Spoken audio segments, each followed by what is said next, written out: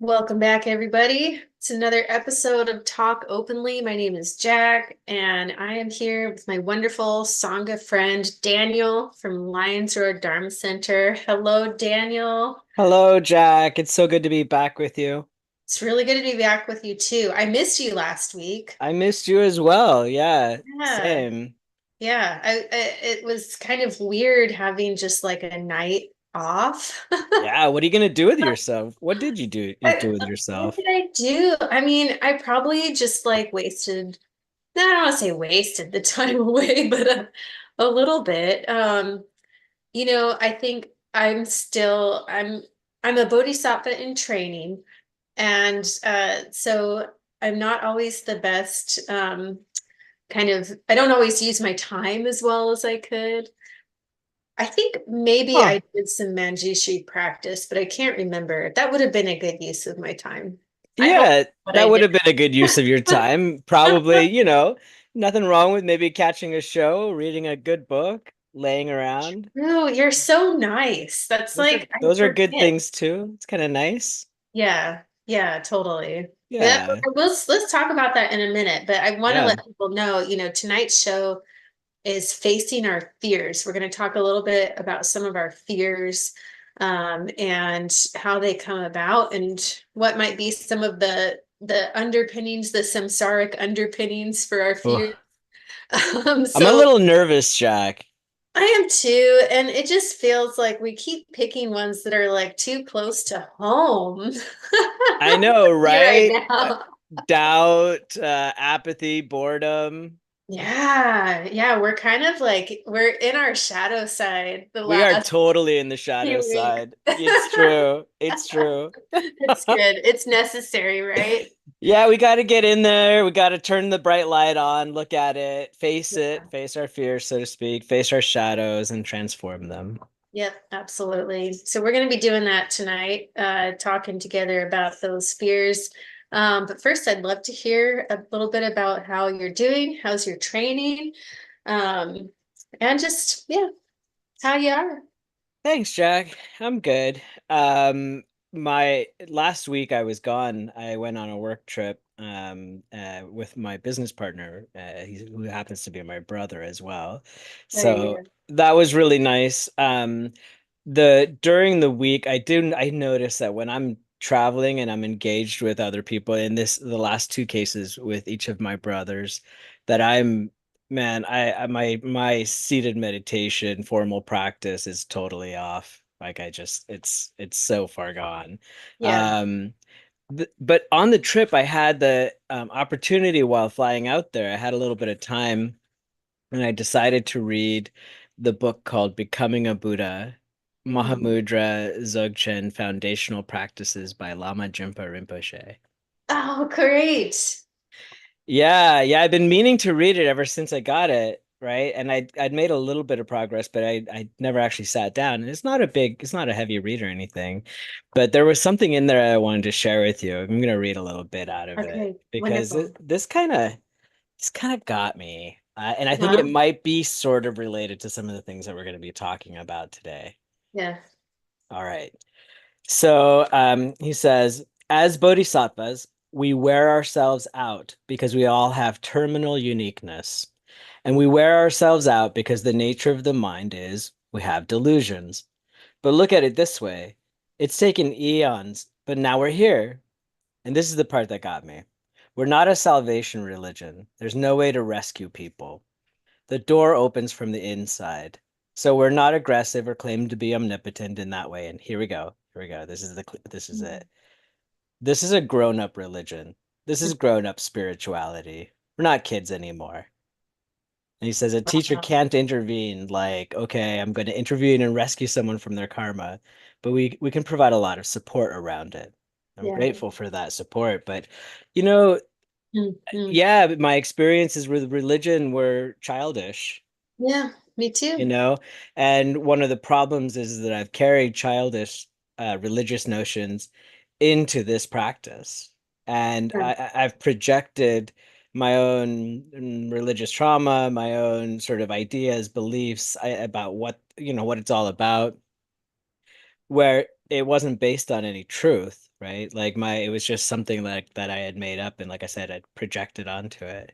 And Mhm. so, coming to terms with the fact that this is in fact not a salvation religion, no one's coming to rescue me, that I do in fact have the ability to to liberate myself, that just like everyone does, right? It's not because I'm something special, but if I follow these instructions, I can get there. And Yeah, yeah, and if I have the right support, and that's what's so beautiful, right? We have the support of our teacher, we have Buddha Dharma Sangha, yeah. and that's a lot to work with. That's a lot to work with. Yeah, yeah. So you're noticing like the childish tendencies, which are maybe, I imagine, like wanting someone to come in and do it for us, like wanting Oh my someone to gosh. I remember rescue when I was us. reading this book, there's this part right around there where I remember being at a meditation session with Lama there. And oh, it wasn't even a meditation session. I think it might have been like a recovery group. I remember expressing my frustration that I was like, what I want is for someone to, like, I don't want to do any of this. I Yeah, just want someone to Shanghai me, yeah, like just drop in, you know, do the thing and then leave. yeah, And I'll be all better. yeah, And yeah, I remember the look on his face as I said that to him. I was like, "Come on, man, please do it." And he yeah, explains yeah. in the book like that's not how this is gonna work. Not how it works. Yep. That isn't how it No. works. And so, what's funny about it is that, no one ever has lied to me about any of this, right? I think I've shared a number of times actually, like how one time our friend Dirk, right after one of the lunar practices, he took me aside and he was like, "Hey man, I just want to let you know, like, there's no magic here and it's not going to get you high." And so yeah, yeah, like, he like Pop the totally popped balloon. that balloon. And I remember being all knowing and being like, "Oh yeah, yeah, there's like a Yeah. little wink. You're playing like some mind games here. Yeah, yeah, yeah. You don't mean that. You don't mean that, do you?" And so what's funny is that it doesn't matter. Like there are some things that are self-secret, so to speak, in the sense that it doesn't matter how much I might say that I like intellectually know something or how much, someone has talked to me. There's some weird thing like where I still sort of am carrying my own beliefs into the whole situation, Yeah. right? There Yeah. are still obscurations, clearly. Yeah. And so that part's I think that represents the stage I'm at right now, is that there's a sort of abandoning of the scaffolding of beliefs and projections that got me here, and some they're not cold hard truths. They're just plain hard truths. Yeah, plain. Yeah.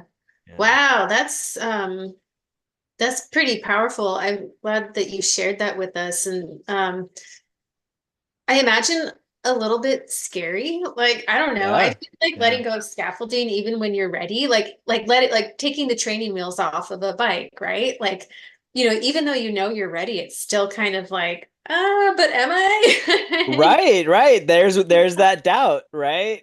Yeah, for sure. Yeah. Yeah, yeah. All these sort of like defense mechanisms, I think, pop up around that, and it's really important, like as we'll talk about tonight, and as we discuss facing our fears, it's really important as we, confront these sort of the shadow side, the part that we're not so conscious of. I don't know. I think it's really important to have like a lot of tenderness and compassion towards ourselves along this way. It's Yeah. easy to be hard, Yeah, it and is. Yeah, judgmental, right? Yeah. for sure. Well, and it's like each of those parts of ourselves, like if we're going to think kind of psychologically about it, like all of those parts of ourselves are responses that are trying to keep us safe. They've Yeah. developed because they're concerned for us. And so, this doubting voice is like concerned that, hey, are you actually going to be able to do this? It's Right. trying to keep you safe, but in a not very helpful way. It's like it's no longer helping to have that doubt. Yep. Doubt is maybe that's a little bit of a scaffolding too. It's Oh, like, that's what I mean. I yeah, agree. I think so too. Yeah. yeah, huh, really Yeah. cool. Nice work. Yeah, yeah. So that's what's going on with me. I was thankfully I've kicked up my meditation practice again after coming back from my work trip. Cool. And this morning I had nice success I want to tell you about. So, Yeah. as you know, I oftentimes go to the gym in the mornings with my kid. Mhm. But so I've messed up my foot and my leg sometime. Like I think it was back when I went to Spain. Yeah. Long story short, it was like some kind of weird plantar fasciitis type of thing where like I was hobbled and and I was so tight and was like compensating in all kinds of ways and it Yeah. was depressing. It was a mood killer, really, truly. Yeah. And then this morning I didn't go to the gym with my kid. Instead, I did yoga with my partner.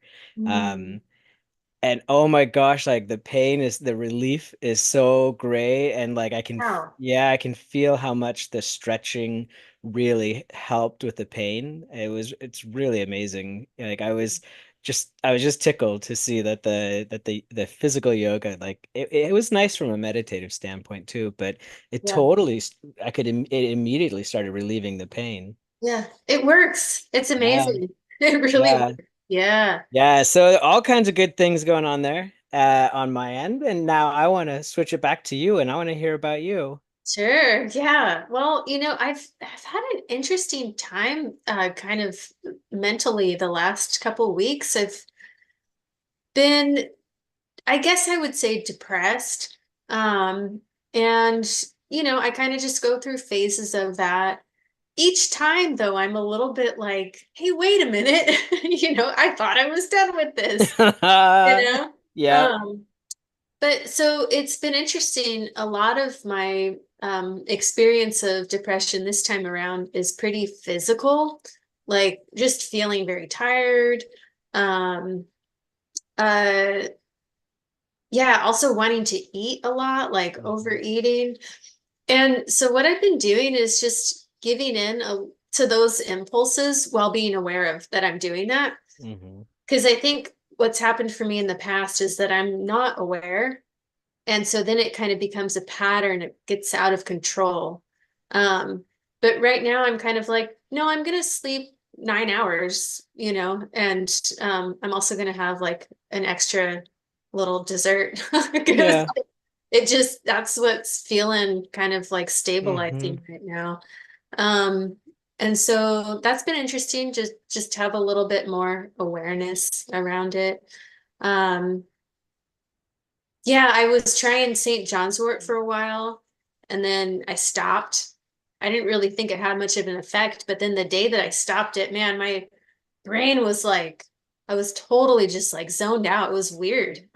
So something going on with the serotonins, maybe. Is that what does St. John's wort do? Yeah, yeah, it's a kind of a natural SSRI. Um, Hmm. so at least I think.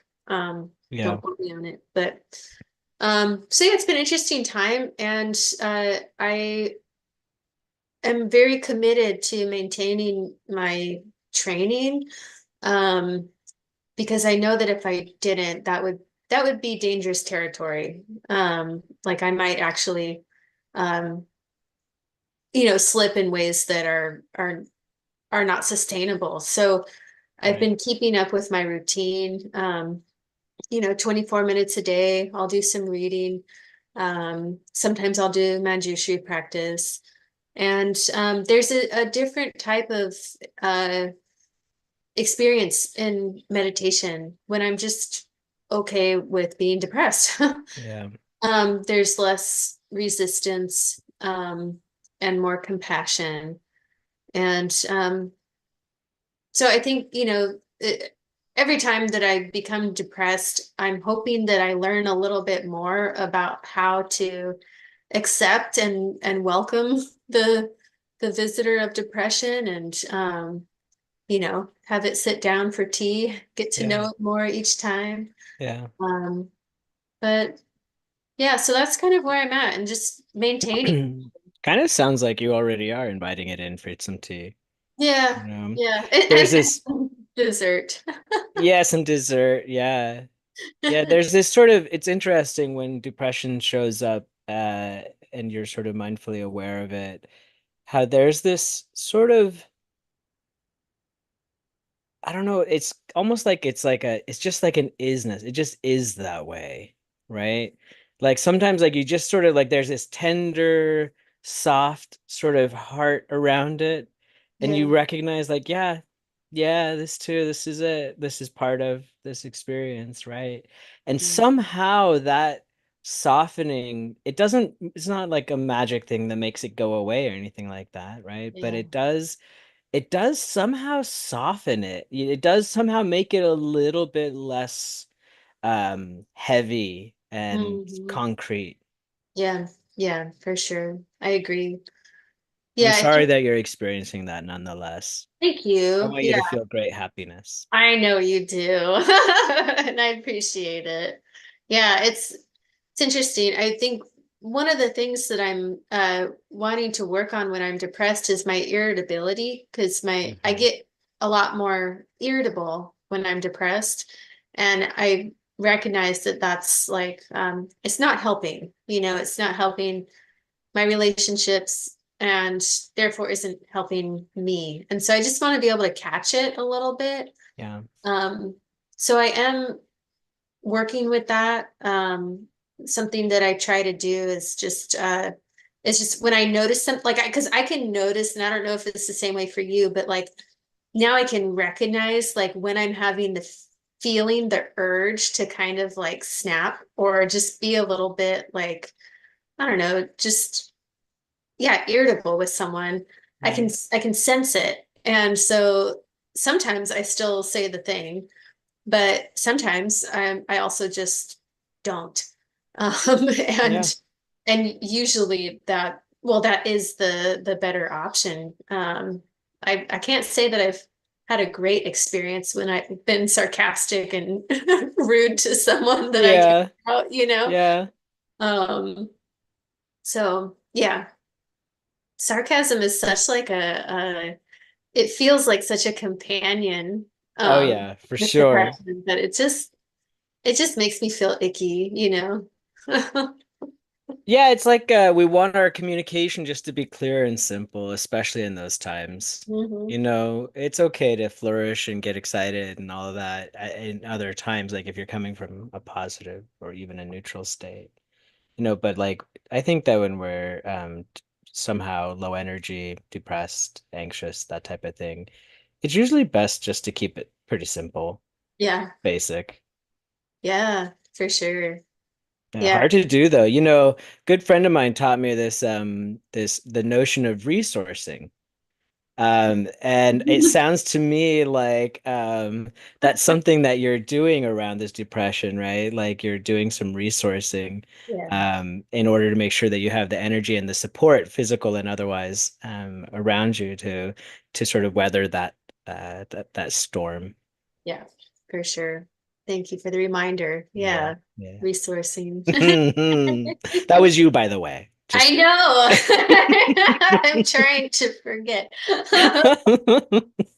Well, and that was, I remember, there's so much that we can work with the Dharma teachings that we've been given, that it almost feels like, gosh, I don't even know where to start. But I think just starting somewhere. Like I was reminded today, I had a little break, and so I was like, okay, I'm just going to do some meditation rather than, scroll on my phone, which is only going to contribute to or make worse how I'm feeling. Like just sit here and listen to this Lam Rim meditation, yeah. the Thupten Chodron guided meditations.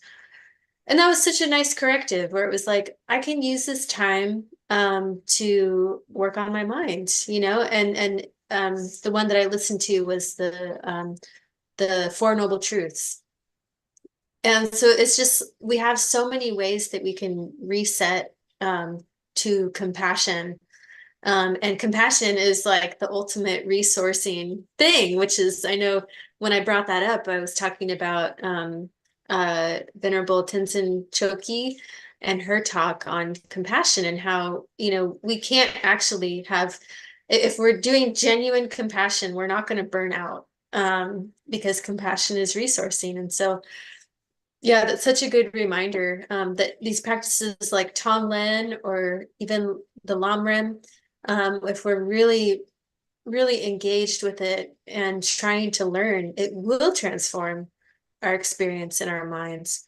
It can't not, I think that's the thing Right. that I've learned is that like, um, that's their purpose is that they're aiming to, you know, unwork this ego that is really the cause of my troubles. And so, um, as we were saying about the yoga, it works. It really works. Yeah, speaking of practices that work to do that, did you do the moon, the vows on the full moon? I did. Yeah, Yes. Yeah. Did you? I did. Oh, cool. Yeah, Nice. that's How did it go? it was really good. I was on the day that I was traveling to New York, and I woke up early, and I thankfully I had the practice, like the, I don't know what you would call it, this sadhana, or Mhm. I don't, yeah, anyway, I had the instructions with me from last Right. time, and so I just woke up and did it, and really, really, really enjoyed it. It was very calming. It seems like it had this effect on my nervous system of just sort of like, just chill, just calm. And it was really a pleasant experience. The only bad part was that I broke my fast at the end in the hotel lobby of like a Best Western or whatever. That part was not a great way. If you're gonna fast, it's nice to have something sort of pleasant on the other end. Yeah. Yeah. That's really funny. Did you like realize that you like broke it? Like, was it kind of intentional or were you like, oh my gosh, no, I broke the No, no, fast? I meant like no, no, no, Oh, I I see. wasn't breaking the fat, intentionally breaking the In the fat. morning. It was Yeah. in the morning, and I was Yeah, like, I okay, it's see. time to have breakfast, and I was like, ah, man, it's like one of those, you know what I mean? There's like the hotel, Continental breakfast. Yeah. yeah, I love that stuff. I have to say, like I can smash on just some basic continental breakfast. yeah, yeah. It wasn't the highest quality, but it Oh, was, it was, it was fine. It was sustenance. It was good. it was I maintenance, don't want to right? besmirch it. It just was not exactly the way that I had hoped to break the fast. Yeah. Yeah. Well, But good. hopefully, I hope You that did next it. time we'll continue to remind each other when full moons are coming up. I Okay, think that's a yes. great practice. I think so too. Yeah, and something it's very yeah, like you were saying, there's such a calming um nature of those precepts. And really grounding during the day where I'm like, oh yeah, this is what I'm doing for the day. Um, and it helps me reorient to like every kind of interaction that I'm having Yeah, is like is a Dharma interaction. that's right. Which, ideally on any day I'd be thinking that way too, but like this is just such a good Yeah. way to kind of I don't know, it feels like really strong training. Yeah, it does. And it's interesting how subtle changes, even what appear to be minor temporary changes, can have a rather profound effect. For example, normally when I get onto an airplane, even if I bring a book with me, I might read a few pages and then I'll pop on a movie or listen to some music or whatever, and I entertain Yeah, myself. But I taken these precepts, including sort of to avoid entertainment. that's right. And Yeah. so instead, I picked up this book by my teacher and learned some things. So yeah, yeah, even small temporary changes can have drastic, profound effects. Yeah, most definitely. Wow, very cool. Yeah, Well, should we do some training of our own right now? let's do it. Let's do some Lojong. Lojong. I'm surprised So, they don't just say Lam Rim every time. I get them mixed up. oh yeah, for sure. Well, we are on the RLSG on the LionsRoadDharmaCenter.org website, the random Lojong slogan generator made by our good friend Dirk. We love it very much. Okay, 54. I feel like I've seen this one before, and it is one that um oh, it's so important. So I'm glad it's back. Train wholeheartedly. So Charlie Kyabgyon, which I've got to pick up this book. I'm thinking I need to pick up The Practice of Lojong by Yeah. Charlie Kyabgyon. Yep. Because he's such an incredible writer, and I want to know. I want to read all the Lojong. Yeah, his commentary is fantastic. Yeah, it really is. So let's see what he says. A wholehearted commitment is about seeing something through to the end. It's not about making a big splash to see what happens, thinking that all is well and good if things work out, and then moving on to something else if they don't. A total wholehearted commitment doesn't involve sporadic outbursts, but rather a judicious expenditure of energy over the long term. Courage is also an essential element in our practice, and it's far better to overestimate what we want to achieve than to underestimate it. We should never think, I'll just aim small because I only have the capacity to become a slightly better person. Our expectations must be realistic, and we have to fulfill them in a graduated manner, but we should always set our goals high and do what we can without hope or fear. Ah, that's beautiful. That's good. That is such a good reminder. It's encouraging, right? Indeed, indeed it is. I would say that's been one thing that I find um quite difficult is my thinking is in fact sort of aiming low close, right? Gets, make something that's attainable. If I'm going to aim at something at all, mostly isn't it, there's no even aiming going on. And Yeah. with these practices, there's, these mad great aim, like there are these great ambitions and like not a make-believe wholehearted commitment to it, right? Like it is honest God, jump right in and get after it sort of commitment. And yeah, I gotta say that that's challenging at times because there's this Definitely. part of me that's like, it's never gonna happen. Grumble, grumble, grumble. Yeah. Yeah, no, for sure. I worry the same thing. I think this is going to be a great segue into our Hmm. discussion tonight. Because yeah, I feel sometimes overwhelmed by the task of the path. And I really appreciate what he says here about, not just making a big splash, Hmm. because and like sporadic outbursts and things like that. Um, because I think that in some ways that is how I got into Dharma was just like a big old splash. Like I'm just gonna dive head first and see what happens. And I'm really glad that I've been able to stick with it. But um, it's encouraging to see that, okay, really what it's all about is that consistent, everyday discipline. Because that just it feels safer. We don't have to make a whole bunch of big splashes. Hmm. We can just consistently do our training and trust that what our teachers are telling us is true, that we are going to make it. Like that's just it's the science of Dharma, is that if you keep doing it, you're going to become a Buddha. Like those are the results. Um, and so, yeah, doing that without hope or fear. It's interesting to have a goal without hope. Yeah.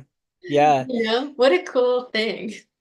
No, I love it. And this is sort of speaks to what you were talking about earlier, right? Like even when you're coping with depression and even when you're resourcing in different ways, there's still this commitment.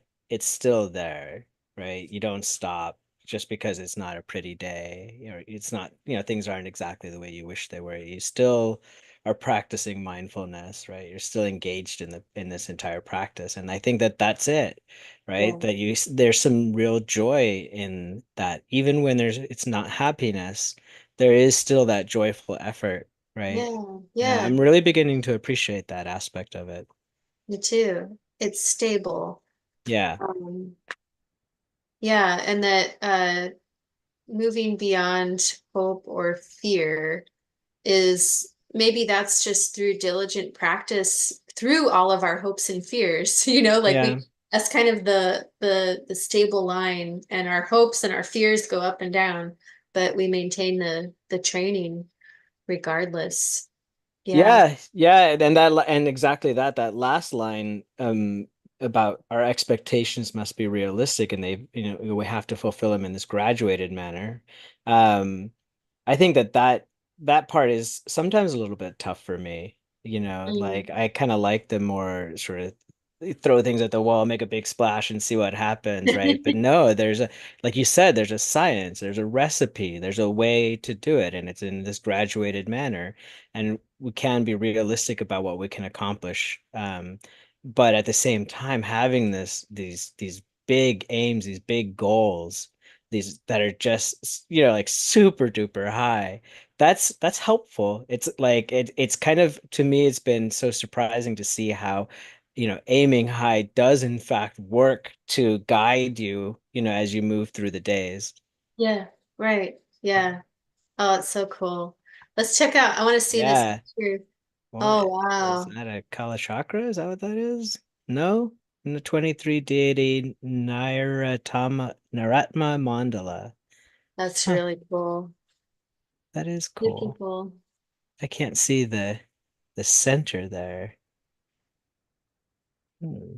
Multi-armed. Yeah. Is Yeah. that a snake around their neck? Yeah, looks like it. Huh. Very Very cool. cool.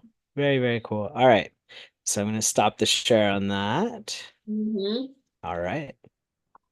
So they were just describing, hopes and fears.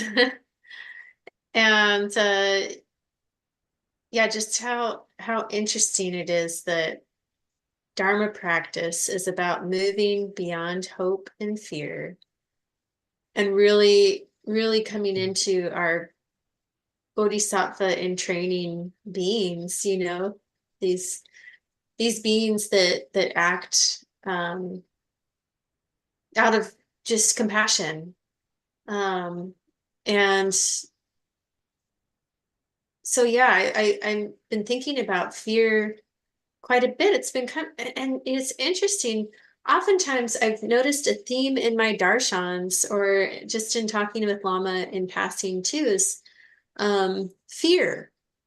Fear about, not being enough, or fear about my own potential. There's all these different fears. And so I just wanted to talk about it tonight, and because apparently fear is quite a limiter on the path.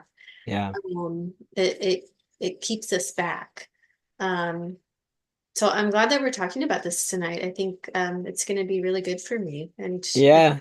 Same. Although I have to say the notion of going beyond hope, I'm sort of afraid of that, right? I yeah. have a fear of going beyond hope, Isn't right? that interesting? Yeah. Oh, Yeah. me too. Yeah, because what is like hope, it sounds like a positive. The way that we talk about hope Mhm. is that it's like we're moving into a new future, and we can have everything we've ever wanted. It's like very political almost, right? It's like Sure. we can do this. And so to abandon hope, like, why would we do that? Why would we want to abandon hope? Yeah, yeah. Well, certainly there's that hope of the spiritual materialist, hoping to get something out of it. But at the end, as Lama says, we just get emptiness. Yeah, we just get emptiness. Yeah. So like all the hope, all of the attainment is also just empty. Just empty.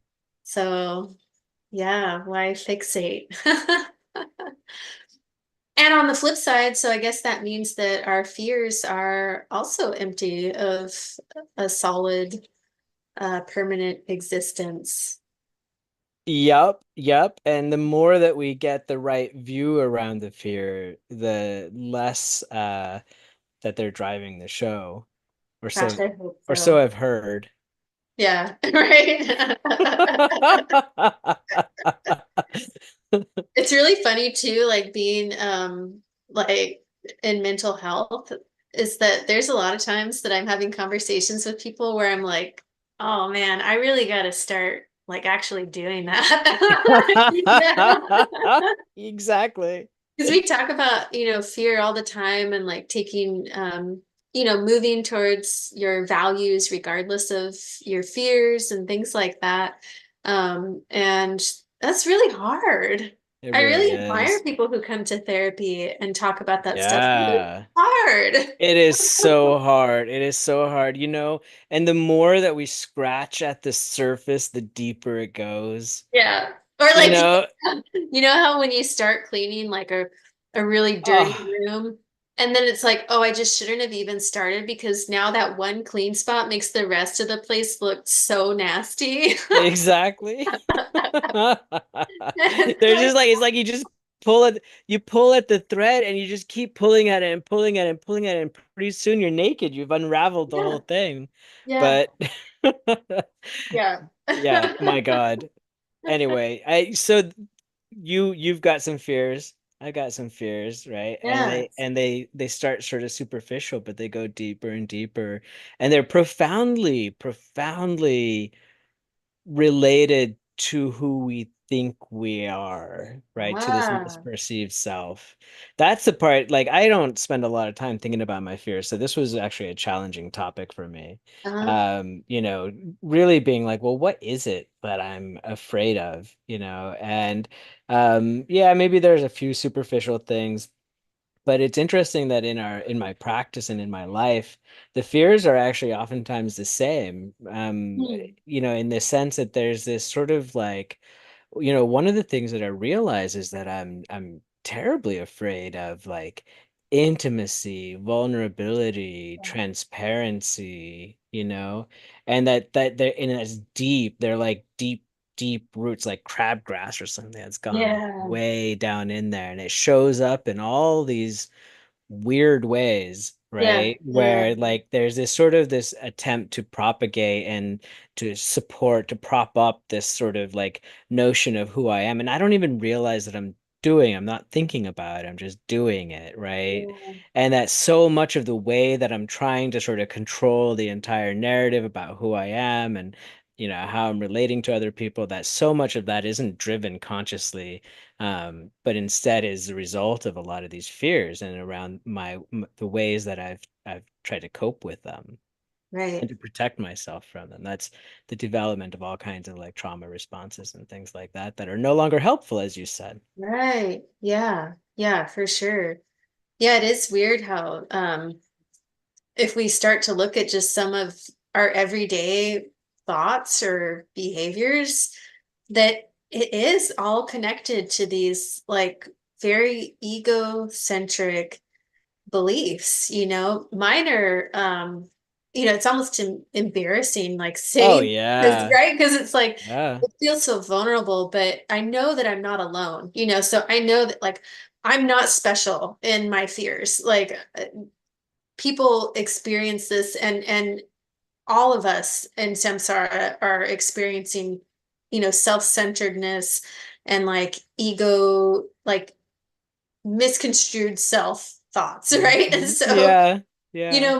mine, the ones that come up a lot are that like I'm a failure, um, I'm a bad person, uh, I'm a fraud. Like people are gonna find out, that I'm Yeah. that I'm not actually a good person. Right. Like If I've they been putting up only all knew, this show, Jack. like this Right. puppet show of like, Right. I'm nice, Yeah, but I'm underneath thoughtful it's and like this, considerate and mindful.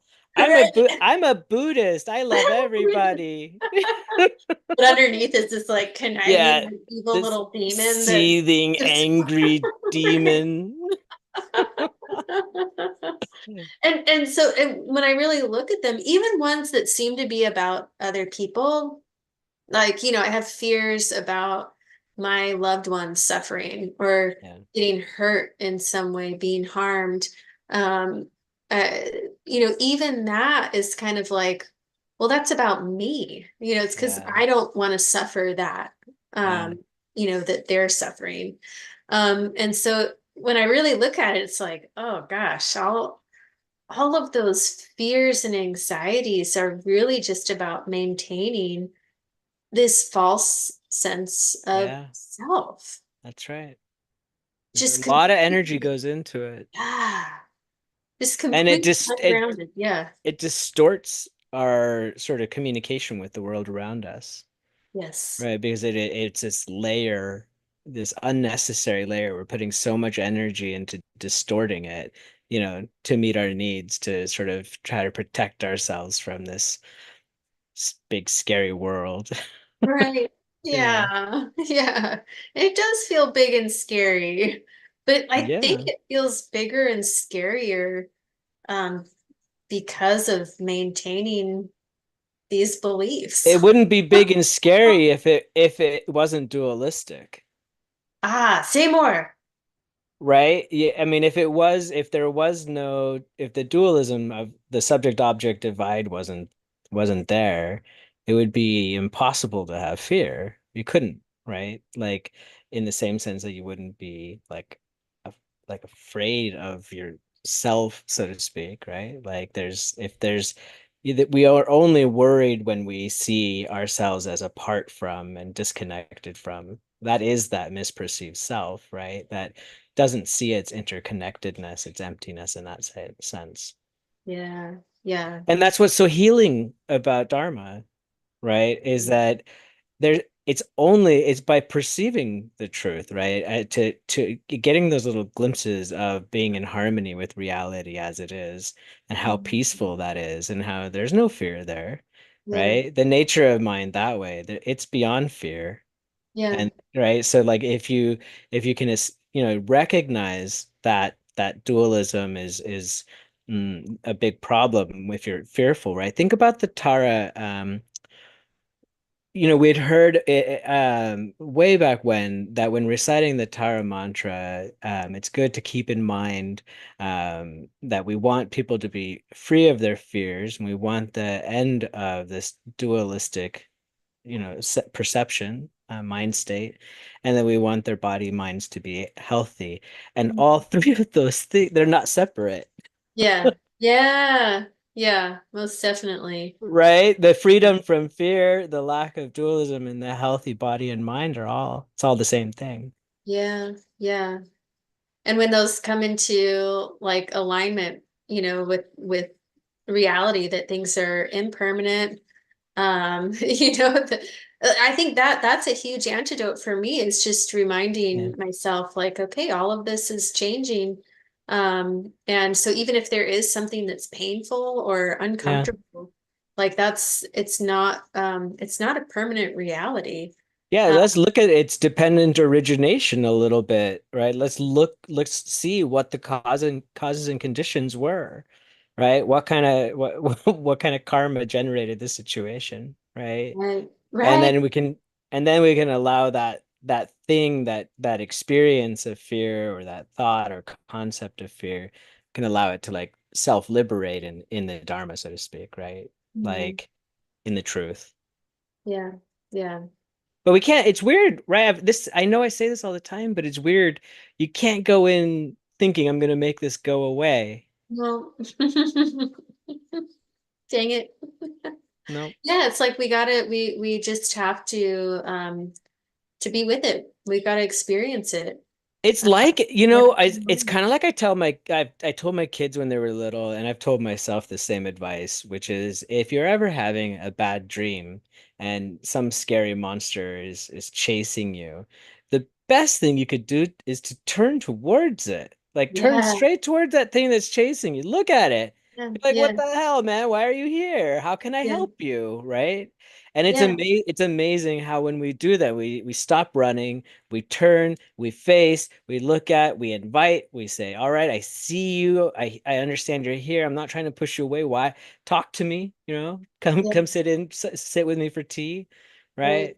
That's how we dissipate these things, right? But not by violently trying to attack it and make it go away, shove it back into the shadows. right, right. That's what I've been doing most of my life, by the way. Yeah, me too. And mine is that my typical pattern is that I avoid. So Oh, I'll avoid the things that make me anxious or fearful, which only reinforces that they are something to be scared of, right? that's right. That's right. And so like one thing that I might work on actually I think I'm gonna try and do an individual retreat just a few days sometime before the end of the year And I go to the same place every time. It's out on Whidbey Island. It's a little retreat house that was actually built for the Sakya Monastery in Seattle to go do retreat. And so it's a really, powerful space. There's a lot of energy there. But I find that once it gets dark, my fear and anxiety of being alone um really like starts coming up. Yeah. And so what I'll do is I just close all the windows. I close like, the drapes. I turn all the lights on in the house. And it gives me like slight comfort. But then sometimes even in meditation, I'll be like a little bit amped, kind of Mm. listening out for sounds and things like that.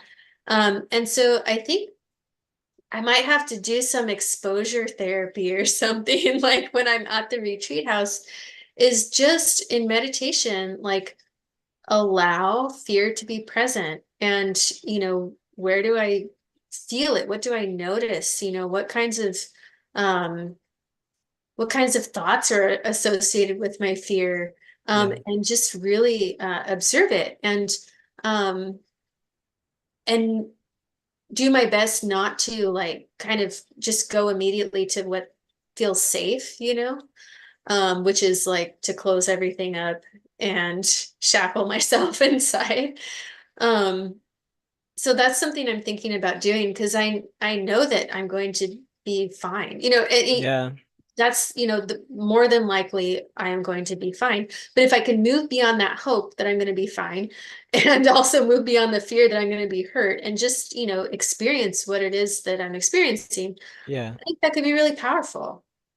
I don't know. Indeed, I agree with you. You know, one thing that I've sort of played around with when it comes to fear is and noticed that there's some results with is to use visualization techniques and to accelerate it, right? Talk about exposure therapy. Like, really, let's go. Let's you want to talk, you want to Daniel, you want to like latch on to fear right now? You want to be Yeah. afraid? Let's do it, right? Not in a mean way, but like, all right, let's sit with that for a minute, right? And let's visualize those very terrible, terrible, terrible things that we're so afraid of. Let's Yeah. look at it, right? It can even borderline fantasy. I've done that, for example, I used to be quite afraid of flying, right? Mm. And my family flew a lot and I've had to fly quite a lot. And I'm not like, it's not like paranoia or anything. It's just sort of that general fear of flying, Yeah. right? And what I noticed is that if I, instead of like getting all tight and tense around it, if before takeoff, if I spend, 10, 20 minutes, however long it takes to do the pre-boarding stuff or whatever, Mm. then if I've used that time to visualize like the absolute worst stuff, right? About, I mean, like all the things, right? Oh, crashing, landing gear not coming down, terrorists, all the things, All the right? things. And I just really let it go, like let Yeah. that energy just explode itself. Yeah. By the time that we're taking off, I'm totally just like, Yeah. just like okay, I'm good. It's all fine. I'm not actually all that afraid of anything. That's so funny. Yeah, so it sounds like just like taking it to the extreme, almost comical. Yeah, Just totally. like so over the top, like, oh, okay, that's really how ridiculous you are right now, Right, mind. And right, like right. Yeah. little scared little ego self.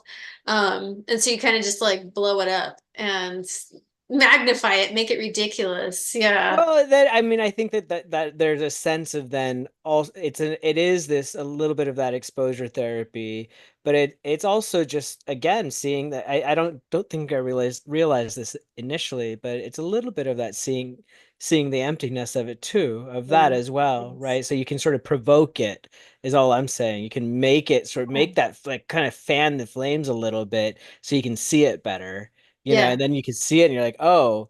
I see the causes and conditions where my mind was creating all kinds of stories, intentionally so, but it Yeah. was even so, my mind was creating all kinds of stories that weren't actually happening, and that's how that fear came about. Those are the causes and conditions of the fear.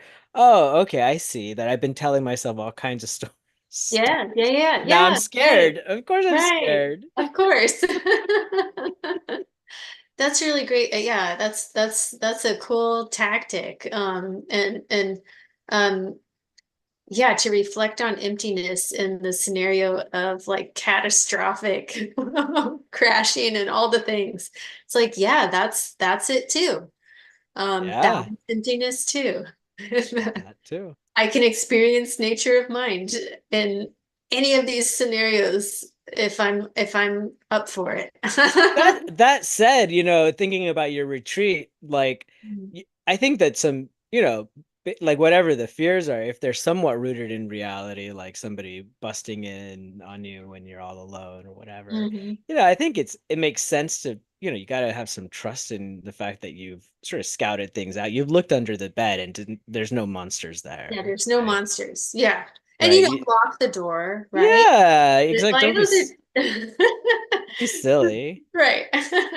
But I'm really interested, in like the kind of practices like the charnel ground practices that are talked about, in text, and that kind of approaching fear and experiencing fear.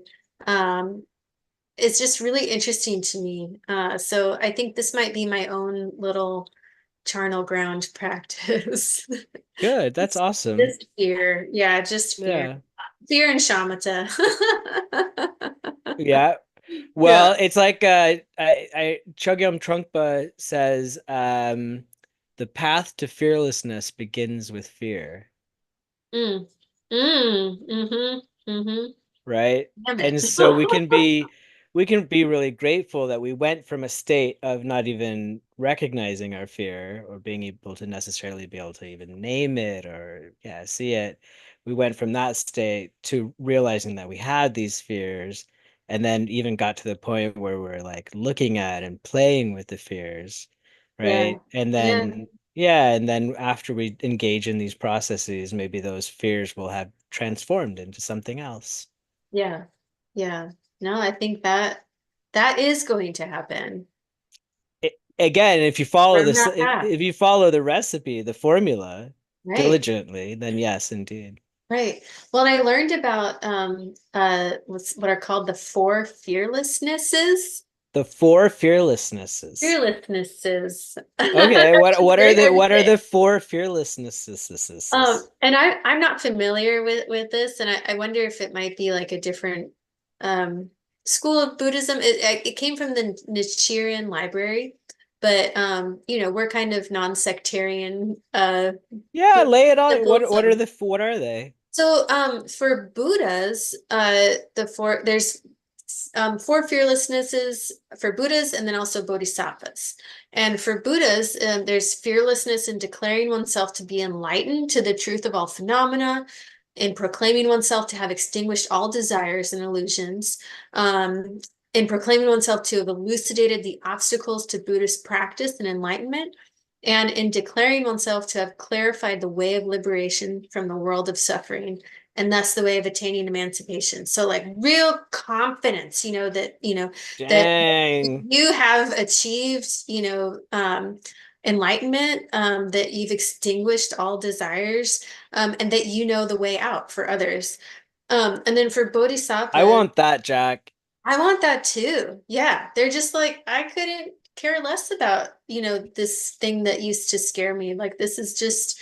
So, bodhisattvas are also super rad in that their fearlessness in continually memorizing the teachings and in expounding the meaning of those teachings. So, teaching others, fearlessness in perceiving the people's inherent capacities and in expounding the teachings according to those capacities, and then fearlessness in resolving people's doubts and also answering any questions. And so some of Oof. the themes that I noticed were like, okay, so just utmost confidence, right, in the teaching and our teachers, which is Hmm. like that's the opposite of doubt, which we were talking about Okay. recently, right, where it's like Yeah. just fully assured that our teachings and the teachers are going to lead us to enlightenment. And then there's also some elements of like just unwavering care, right? And Yeah. compassion for others, which is the opposite of self-centeredness, right? Which is what so many of like these fears that we've been talking about are centered on. Hmm. And then also like renunciation, right? There's a lot about, okay, so we're abandoning the eight worldly concerns. They just don't matter anymore. Those are things that actually bring fear into our lives because we're worried about losing the things that we want, right?